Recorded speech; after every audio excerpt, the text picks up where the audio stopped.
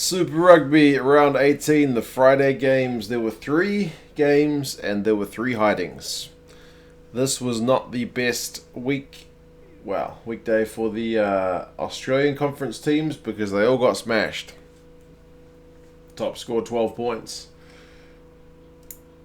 Minimum score for the opposition 49.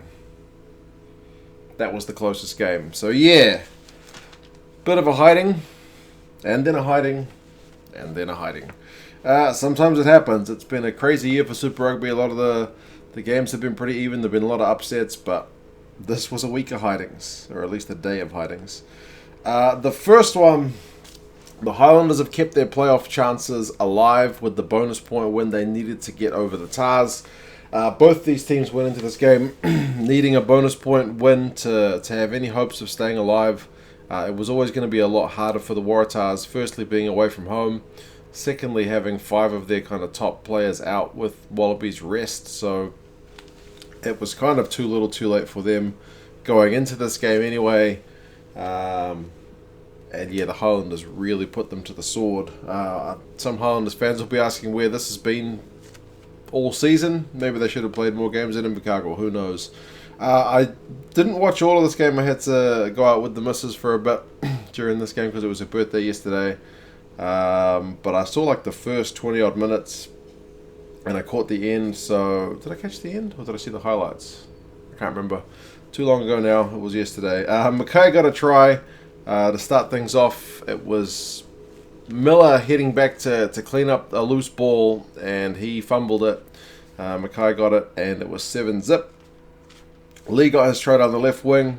Was in the hollow break in the lead up. It was 14-zip. Tavita Lee kind of barged over the line for that one. It was pretty impressive.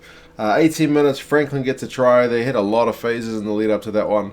It all started from a Squire line break, which was good to see. 21-0, and that was like more than a point a minute stuff from the Highlanders. They were looking really fired up. And the hollow powered over, went under the sticks.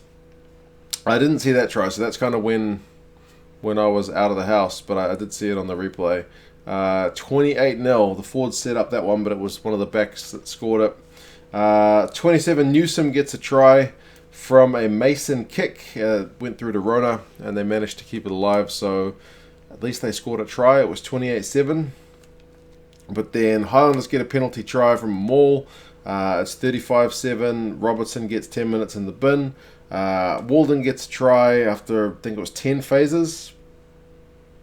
And then it is 42 points to 7. It's 7 points to 0 during the yellow card, and that was just before half time. So they go into the break at 42 points to 7. That's pretty embarrassing for one half of rugby. Second half seems to be a wee bit scrappier. Some guys went off with seemingly, I'm not sure how serious some of the injuries are, but it looks like Lynchus went off injured. Same with Johnston, so yeah. Second half, not so much scoring. Mason did get a try. It was the first points of the second half in like 72 minutes. So, yeah, they missed the conversion. It was 42-12. And then Thompson kind of looked like he was running sideways, but ended up running through the whole Waratahs pack. And, yeah, straight through under the sticks. 49 points to 12 was the way it ended. And Elliot Dixon kicked the conversion for that one, which was pretty cool for him.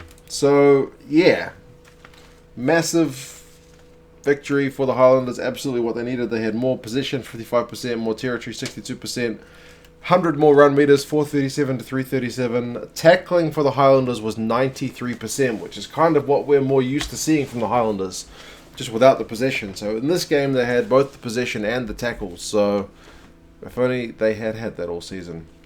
The Waratahs tackled at a decent 82%, but still managed to concede almost 50 points. So, yeah, not the best way to end the season for the Waratahs, but for the Highlanders, as I said, they keep their hopes alive.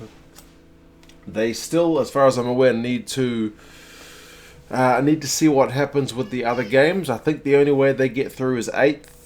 And that's if the Lions don't get any points, because if the Lions can get a losing bonus point, they'll also be on 36 points.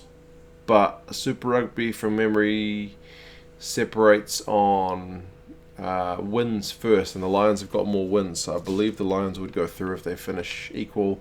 If I have got that wrong, feel free to correct me, but I'm pretty sure that is the way it goes. So, still alive. Given that a few weeks ago it looked like only 2 New Zealand teams were going to make it, potentially 4 now, is quite a shift. So, yeah, we'll see. The next one, and I live streamed this one, so if you want to see my detailed reaction, check out the live stream. It's about an hour and 45 minutes. Man, what a hiding. I thought this was going to be the game of the round, because that one was kind of 2 teams on the very fringes. This one's already kind of a dead rubber, but this one had everything to play for both teams, but it was only the Chiefs that showed up. 59 points to 8 at the Rebels' home ground is just embarrassing for the Rebels. What a way to end their season, on an absolute whimper. Very, very disappointing. I always thought the Chiefs were going to win this one based on recent form. The fact they had Brodie Retallick back, but man, I didn't expect it to be an absolute shellacking. Corabetti and Nankivell both went off early. They seem to be both pretty well hurt, to be fair. One to the leg, one to the head. And there were a few errors from both sides early, but then Kane gets his try. It's a Weber line break to Ta'avao, then to Kane, 7-zip. Hodge kicks a penalty, so at least they do better than last week. The Rebels, they get some points. 7-3. Cooper tries a little kick through, but it bounces off Stevenson's legs. He regathers it. 14-3. And it's that way for much of the first half. And right as it's like on the hooter, the Rebels are playing rugby in their own half, and it's probably like, well, you know, you're down by what is it, 11 points? 11, 12, 13, 14, yeah. 11 points. Just kick the ball out, see what the coach has to say at halftime, and see if you can reassess. But they keep trying to play rugby in their own half, and they lose the ball. And yeah, I think it's Stevenson gathers it, gives it to Boshier, and he scores. So it's 21-3 at halftime instead of 14-3. I'm not saying that makes a difference, but it's hard for the coach when he's, I guess, written his notes, prepared what he's going to say, that you're only down by, you know, a try and a bit compared to add an extra time, a try on top of that. It's just that much harder going into the sheds to know how far you are behind. Second half doesn't get any better for the Rebels. Wainui gets a try. Rebels, bunch of missed tackles. It's 26-3. ALB shows some real gas. A few minutes later, 33-3.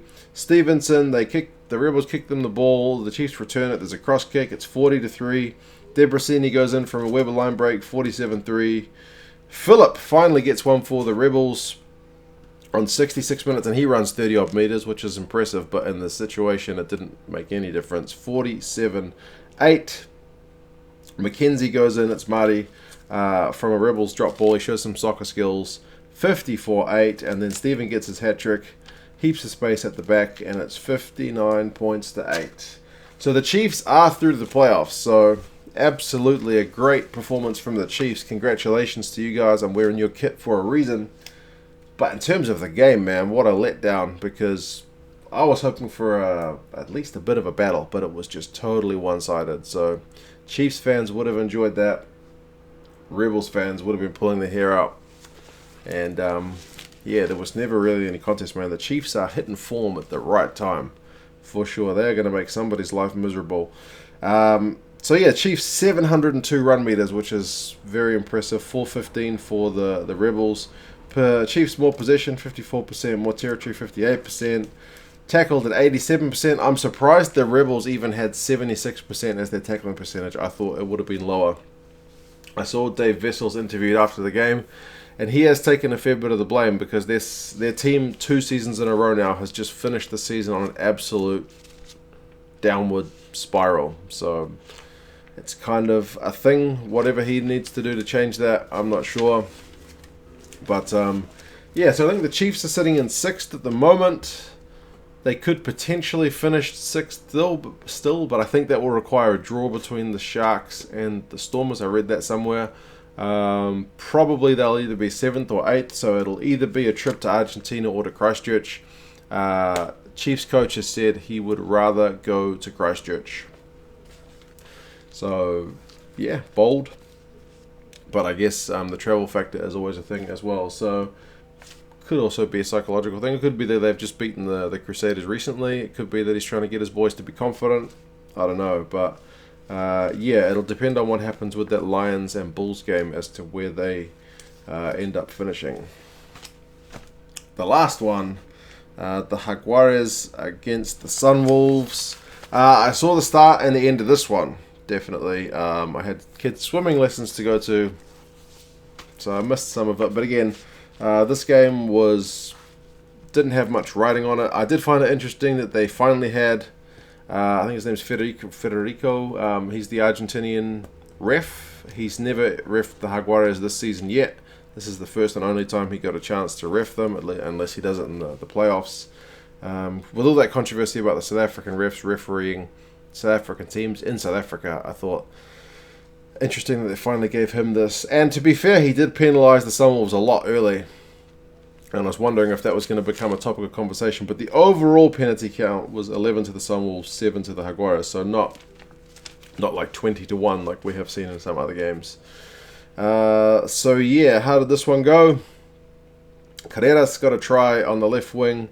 Lezana did really well in the build-up, had a tackle bust and an offload, 7-0. Lezana had a line break later on as well, but he got caught, but it was still fun to see him in full flight. Masarewa was still looking pretty sharp, and the Sunwolves actually scored a try after I'd gone to the swimming lesson. I have seen the replay. Van den Heever, good kick and chase. Commentators also mentioned it was against the run of play. Good effort from him though. 7 points to 5. Parker misses both of his conversions in this game, which is unlike him. 38 minutes, Cancellieri gets an intercept that makes it 14-5. But then 36 minutes, Masarewa. Did I say 38 for Cancellieri? 32 for Cancellieri. 33. Then Masarewa a few minutes later. Good hands. There were offloads after a line out a few phases. They missed the conversion, as I said, so it's 14 points to 10. So at that point, the Sunwolves are kind of staying in touch. But then just before halftime, there's a penalty try. It's that man who I was mentioning, Masarewa, gets yellow carded for deliberate knockdown, and the Jaguares were definitely going to score. So yellow card and penalty try. It's 21-10 at halftime. Jaguares seem to have a lot more of the play though, so they're probably disappointed not to be up by a bit more. Second half starts and they pretty much get straight back on it because Montoya gets a try from a maul that was just running at speed. 26-10. They missed the conversion, but it's 5-0 during the yellow card.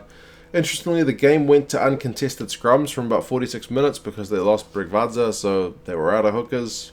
You saw the prop throwing the ball in, which was a wee bit different. 55 minutes, Petty. What a line break from that big man.